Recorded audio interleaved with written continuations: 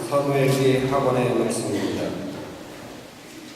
그 무렵 이스라엘의 모든 지파가 헤브론에 있는 다윗에게 몰려가서 말하였다. 우리는 임금님의 권력입니다. 전에 사울이 우리의 임금이었을 때에도 이스라엘을 거느리고 출전하신 이는 임금님이셨습니다. 또한 주님께서는 너는 내 백성 이스라엘의 목자가 되고 이스라엘의 영주자가 될 것이다 하고 임금님께서 말씀하셨습니다. 그리하여 이스라엘의 원로들이 모두 헤브론으로 임금을 찾아가자 다윗 임금은 헤브론에서 주님 앞으로 나아가 그들과 계약을 맺었다. 그리고 그들은 다윗에게 기름을 부어 이스라엘의 임금으로 세웠다. 주님의 말씀입니다. 사도 바울의 콜로새서 말씀입니다. 형제 여러분, 성도들이 빛의 나라에서 받는 상속의 몫을 차지할 자격을 여러분에게 주신 아버지께 감사하기를 빕니다.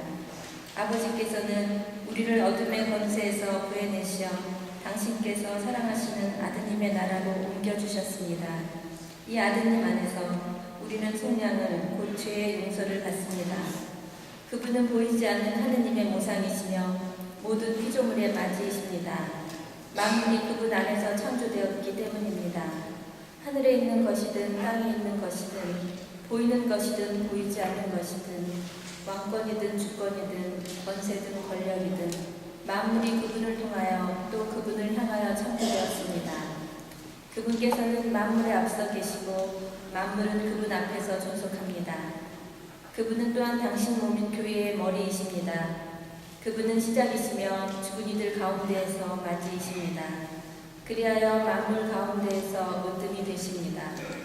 과연 하느님께서는 기꺼이 그분 안에 온갖 충만함이 머무르게 하셨습니다.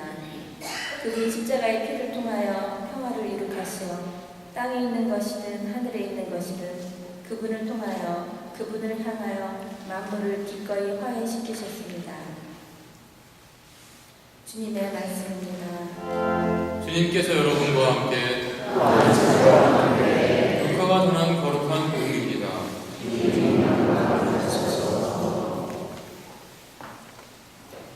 그때의 지도자들은 예수님께 이 자가 다른 이들을 구원하였으니 정말 하느님의 메시아 선택된 이라면 자신도 구원해 보라지 하며 빈정거렸다.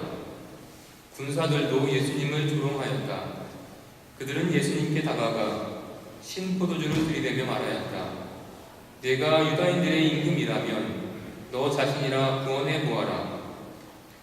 예수님의 머리 위에는 이 자는 유다인들의 임금이다라는 죄명표가 붙어 있었다.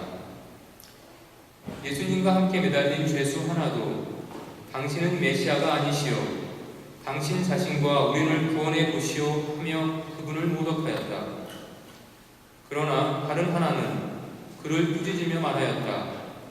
같이 처형을 받는 주제에 너는 하느님이 두렵지도 않느냐? 우리야 당연히 우리가 저지른 죄에 합당한 벌을 받지만 이분은 아무런 잘못도 하지 않으셨다.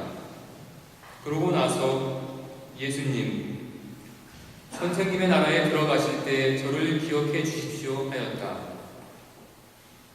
그러자 예수님께서 그에게 이르셨다. 내가 진실로 너에게 말한다. 너는 오늘 나와 함께 낙원에 있을 것이다. 주님의 말씀입니다.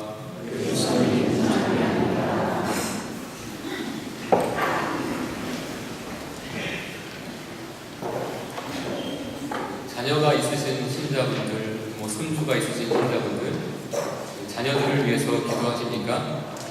다 기도하시죠? 자녀들을 위해서 기도하실 때 어떤 은총을 청하십니까? 건강, 학업 잘하고, 사업 잘 되고, 이런 은총들 많이 청하시겠죠. 근데 제가 오래전에 어떤 한 신자분을 만나서 그분과 자녀들을 위해서 기도하는 것에 관해서 이야기를 했는데요. 이분은 자기 자녀들이 어렸을 적부터 만남의 은총을 위해서 기도를 했다고 합니다. 아이들이 좋은 사람들, 좋은 친구, 선생님, 나중에는 뭐 좋은 배우자를 만날 수 있게 해달라고 꾸준히 기도해왔다고 합니다. 제가 이분의 말씀을 드리면서 이분은 참 사력 있게 자녀들을 위해서 기도하시는 분이구나라는 생각이 들었습니다. 정말로 만남은 참 소중한 것입니다. 만남을 통해서만 우리는 사랑을 할 수 있습니다. 이런 만남은 특히 한 사람 마음으로만 되는 것이 아니기 때문에 좋은 만남을 위해서는 주님의 은총이 필요한 것 같습니다.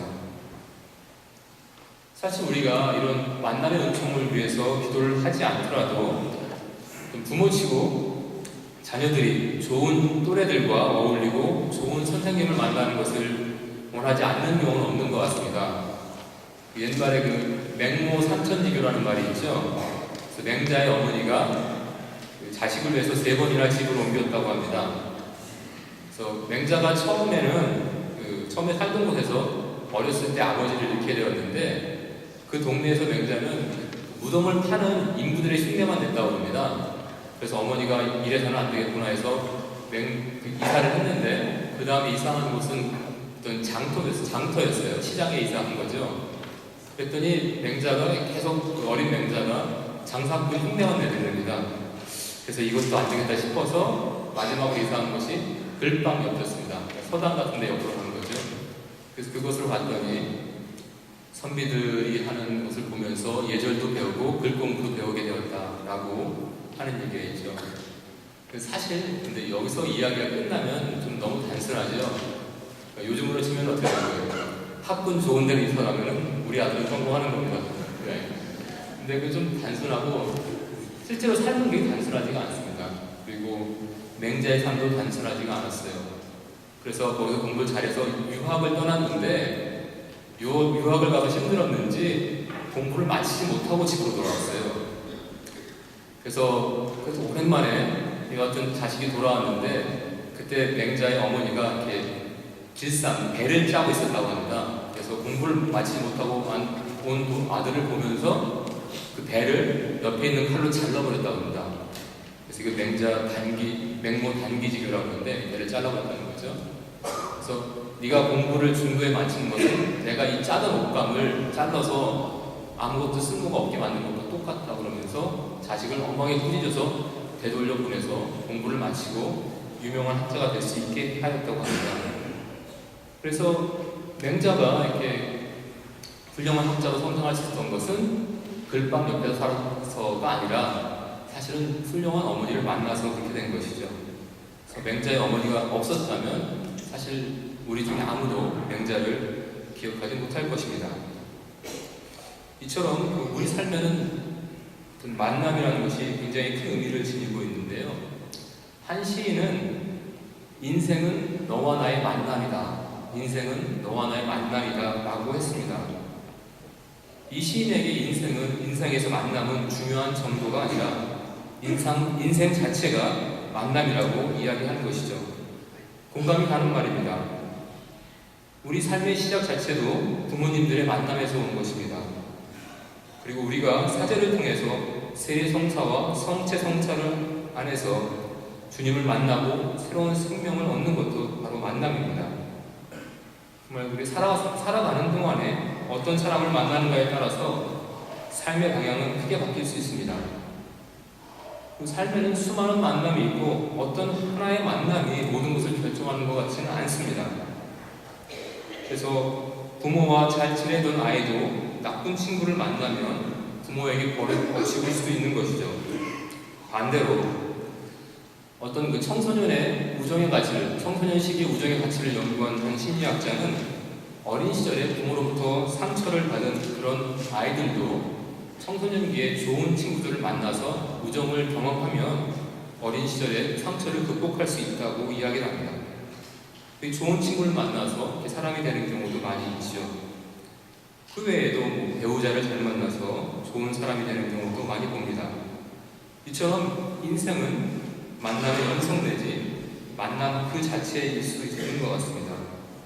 정말 우리는 만나야지만 사랑할 수 있습니다. 그렇기 때문에 자녀들을 위해서 그리고 자신을 위해서 좋은 만남의 은총을 청하는 것은 지극히